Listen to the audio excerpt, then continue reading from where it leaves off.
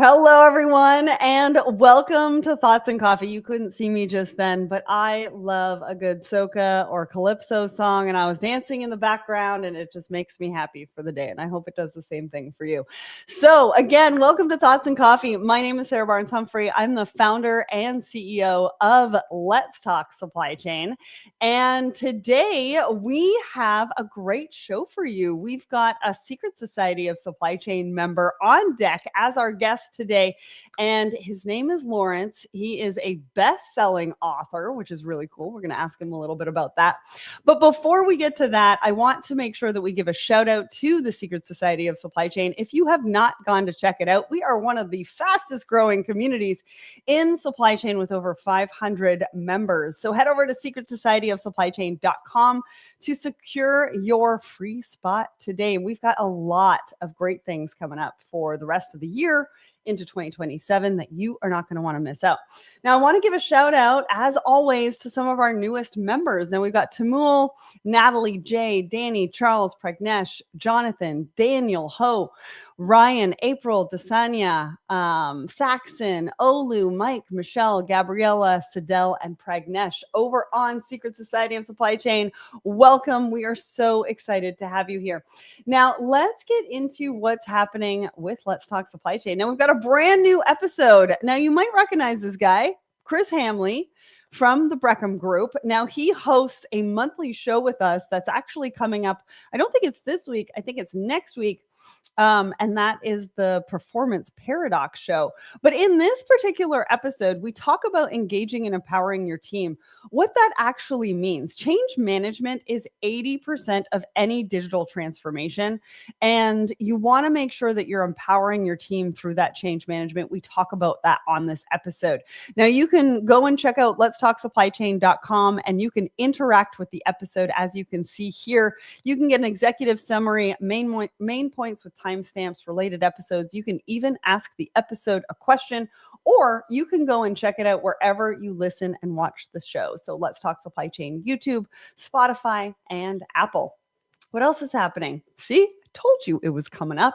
It's coming up next Wednesday at 2 p.m. Eastern. Head over to the Let's Talk Supply Chain LinkedIn page to click the attend button, even if you can't attend live. It's one of our fastest growing shows, and people are loving it. So go and secure your spot. We've also got an in-person workshop with DC Shvagola and Viho. Now, this is happening in New York, August 11th from 2 o'clock to 5 p.m. in the Viho offices. We just released an episode with them as well. So go and check this out. If you want to sign up, there's a link to register in the comments, I believe, of this show. If not, you can go and check out our events post on Let's Talk Supply Chain LinkedIn. I'm going to be moderating a panel at the Logistics M&A Club. Super excited about that. Because if anybody knows my story, they know I'm going to be sharing some of that story on stage. So can't wait to join them. And then we're also going to be at the Keller Logistics Summit. Now, that's happening in Defiance, Ohio, September 23rd. And we're going to be joining some heavy hitters up on stage, but we're also going to be recording some podcasts on site. We're going to be doing some social media. And so if you want to sign up, there's a QR code right here. Go and check that out. And then, of course, we've got Manifest. That's happening in Vegas 2027, February 8th and 10th. Now, registration is now open, but you can get an early bird rate. So secure that early bird rate today, and we will see you there.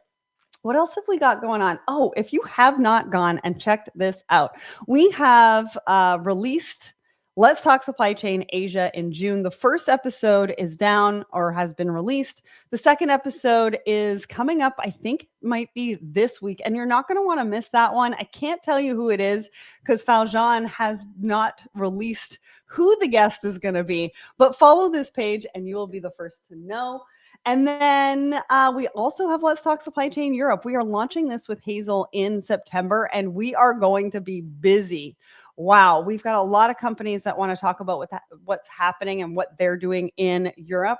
We've also partnered with a bunch of events over in Europe as well. So you're going to be able to see where we're going to be in Europe in the fall as well. And so it's an exciting time. Head over to this page and follow Let's Talk Supply Chain Europe for all of that information. All right. I didn't think that I was going to go the full 5 minutes, but it looks like I have. And now it's time to bring up Lawrence. Before I do that, actually, I want to let you know, if you're watching, I want to know where you're tuning in from. So put that in the comments. And of course, we love a good fire emoji here at Let's Talk Supply Chain. So make sure to put that in the comments and we will give you a shout out. All right. It is now time to bring up Lawrence. But first, we got to go to Camille for that introduction.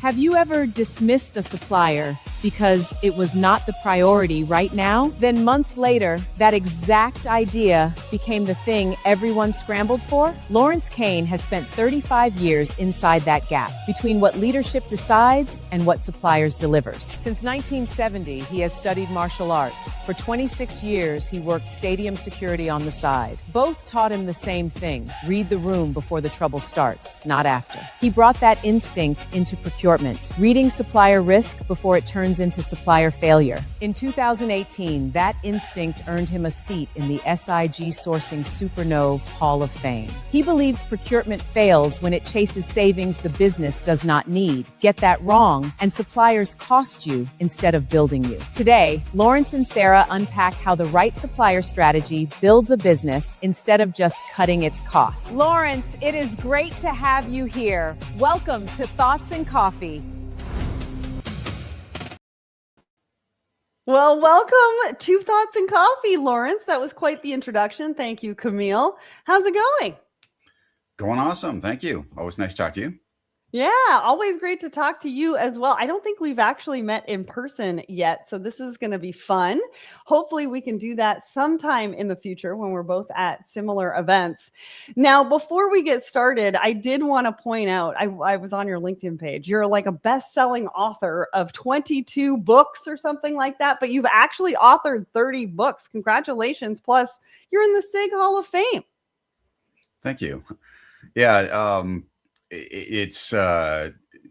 this all started with a misunderstanding many years ago. I was getting ready to test for my black belt. I had a year before between the highest level of brown belt and doing the test, and my instructor said, okay, you're going to test in a year, bring a thesis.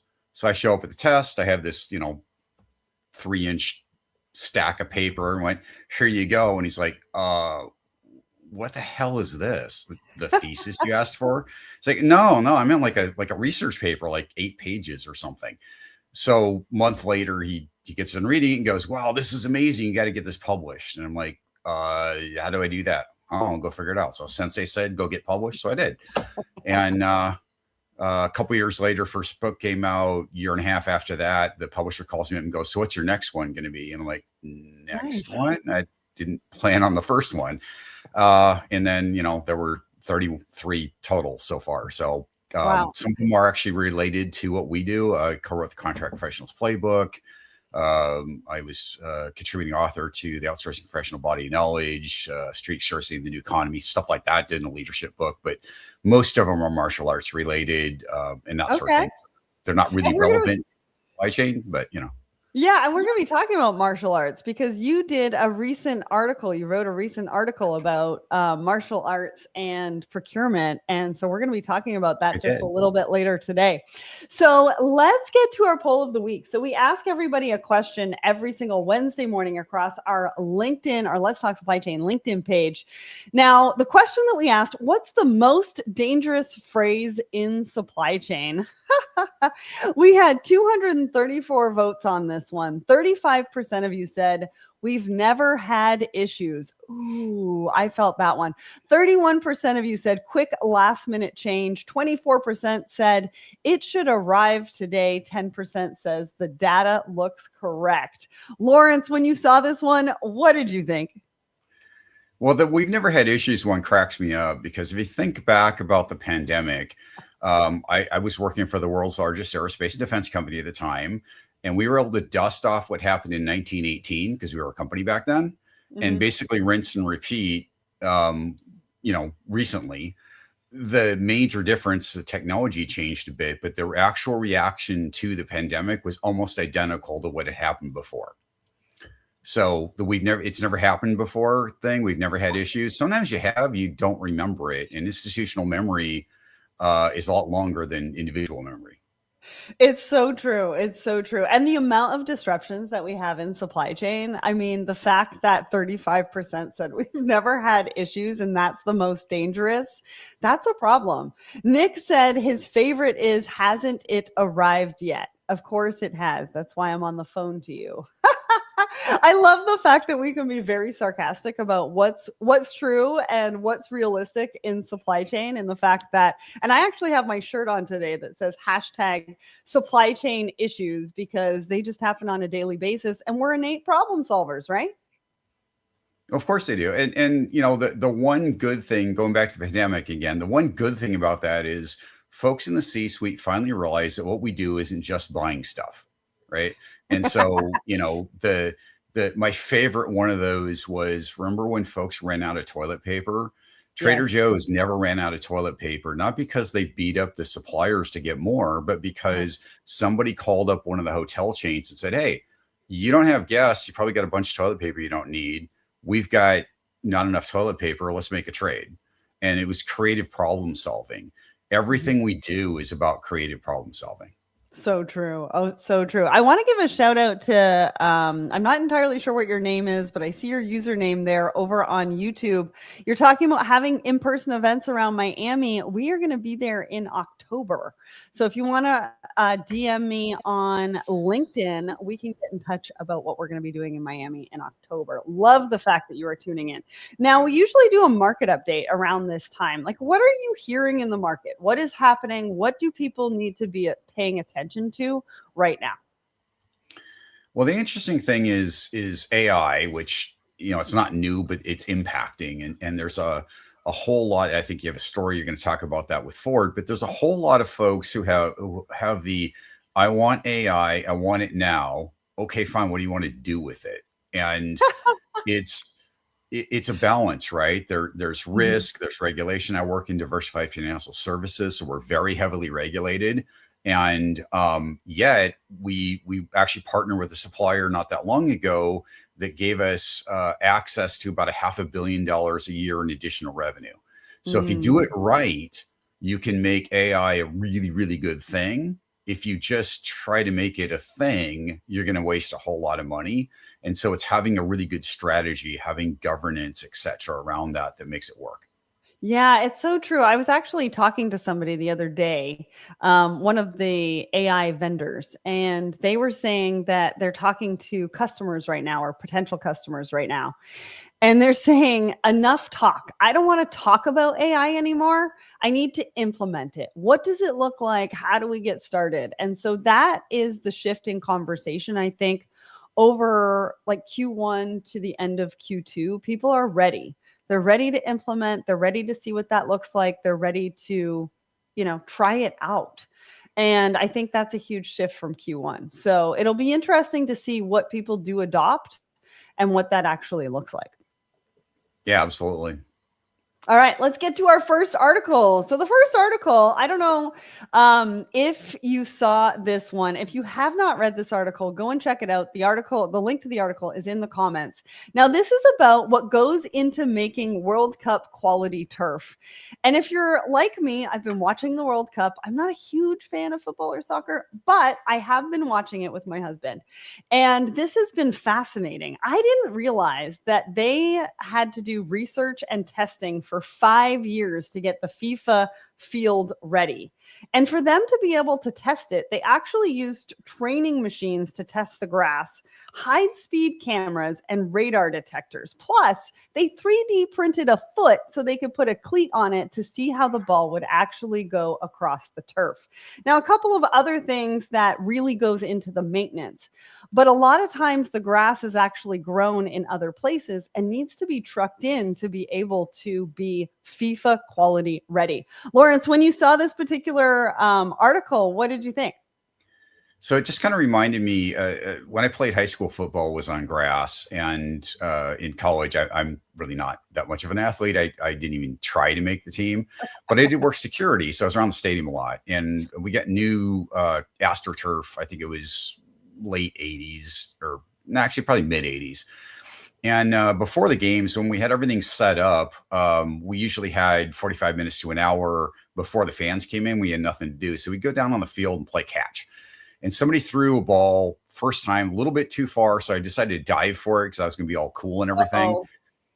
Landing on AstroTurf hurts a lot. Like it feels like landing on cement. And it's gotten better since then, obviously. But my son played football both in high school and college. I've been around football. So yes, I apologize. Not soccer, American football, but same field, right? Different game, same field. And the injury rates are about 28% higher on turf than they are in grass. The non-contact injury rates like 70% higher on turf than it is on grass. Plus, turf is super hot. On like an 85-degree day, the turf can be 160 degrees. Because it just reflects heat. It's not like real grass, which absorbs heat. In addition to that, there's all kinds of carcinogenic stuff in AstroTurf, right? So it's not something players like. And FIFA, mandated over the World Cup, look, we're going to use grass. I love seeing what goes into it, the technology and all that. I have friends who work with NFL teams and whatnot. And when you buy stuff, for professional sports, soccer, football, Formula One, any of those things, you got IoT sensors, you got additive manufacturing, you've got all kinds of things you wouldn't think go into this. The technology behind the grass, and if you watch any of the games, you can see how smoothly the ball runs over it. That is actually a very high-end product. It keeps the players safer, it keeps the game going better. I just think it's really cool. And I never thought I could get so excited about grass, right? It's Well, when I was reading it, I was like, the testing and the research took 5 years, and the fact that they actually went that far. But I thought even to maintain it from a logistics perspective, right? Special irrigation. They also need UV light systems, and they need 50 people to maintain it. So think about it, right? We're talking about AI. What can AI replace? I'm not sure it can replace this. They're using 50 people to maintain that grass throughout a game, but then long after the game is done as well. And then they also have to install a built-in vacuum system for when they actually install the pieces of grass to be able to suck out, I think, the moisture from the travel. So the logistics, the trucking of the grass from where it's been grown to the actual stadium to be able to then install it. I mean, and the changeover between games and all that. Yeah, it's very complex and not at all. Most people don't even think about the grass that you're playing the game on, but the folks who take care of the stadium, it is a massive effort. Yeah. And I want to give a shout out because the person who actually did all of this is Canadian. He's from Calgary, which is very, very, very cool. And he said in this article, which I highly recommend you go and check out, that he got flown to London to have tea with, I guess, the FIFA guy. And the FIFA guy was like, "We want you for our grass." And he was like, "Okay." So you never know what can happen when you're asked to go for tea in London. All right. So we're going to get to our second article, but first we need to throw it back to the news desk for Diane and Julian to give us the top news stories in supply chain. I've got 3 stories today, and somehow all 3 involve someone getting robbed. One's a country, one's a warehouse. Let's start with the country. Washington let the USMCA deadline walk right by. No extension. $2 trillion in trade now, just sitting there. Mexico's back at the table July 20. Canada hasn't even gotten a phone call yet. Meanwhile, auto plants have already cut 21,000 jobs since this deal started. That's not limbo, Julian. That's blood. Fair. So if you're sourcing across that border, hold your contract. Let July 20 tell you something first. Somebody stole $400,000 of lobster and $500,000 of bourbon without touching a single truck. They didn't touch a truck because they didn't need one. Hacked the load board, fished the dispatcher, forged the pickup. This is the part that should scare you. Strategic theft like this is up 1,500% since 2021. It's a $35 billion problem now. Here's the fix, and it costs nothing. Weird pickup request comes in, you call the carrier, you don't reply to the email. Right. There's a picket line at a Chicago port that's been standing for over a year. 28 guys, one union fight. QSL recognized a different union without letting the old one vote. Now OSHA's already hit them for $53,000 in fines. People think inland ports like Calumet can't get touched by a strike. Steel, sugar, lumber, all of it, wrong. Oh, I see. Right. So don't wait for the picket line to hit your lane. If Calumet's in your network, build the backup route now. A border, a bourbon truck, and a Chicago dock. Different stories, same lesson. Trust the wrong thing right now, and it costs you. Sarah, back to you.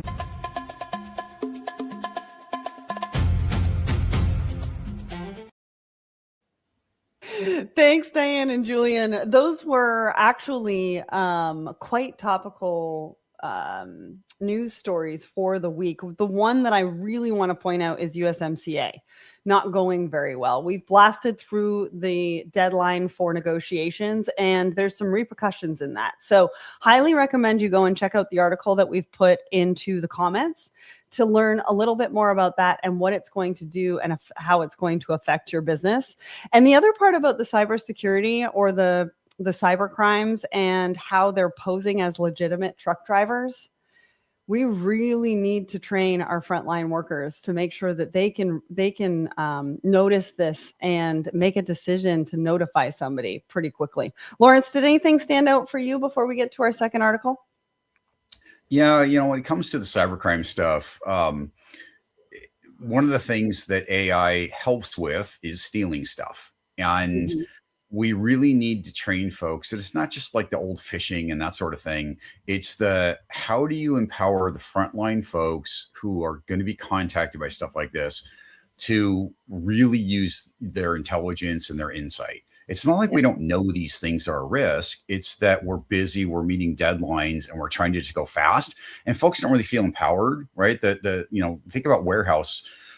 Oftentimes they've been told for the last, 50 years, just do what I told you to do, right? Here's your checklist, get it done. Well, we can't do that anymore. And that's one of the things, by the way, that sort of future-proofs jobs is doing the things, using the insight, using the reasoning that machines can't. And that's really a valuable thing. It protects us and makes the business better. Yeah, absolutely. I want to give a shout out to Maureen on my personal LinkedIn and Everton on LinkedIn as well. Thank you so much for joining us. Now let's get to our second article. Now you actually wrote this one, Lawrence, and you talked about, you actually married two of your passions. One is martial arts and the other one is strategic sourcing and procurement. And you just mentioned this just now. Warehouse workers, our frontline workers, are used to just carrying out the orders. But in this particular article, you talk about don't just carry out the orders, right? We want to be able to create safe environments to be able to spar and debate.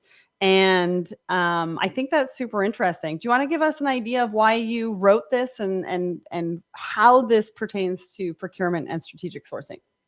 Sure. If you think about a capability maturity curve, right, it kind of goes from ad hoc to order taker to contributor to trusted advisor.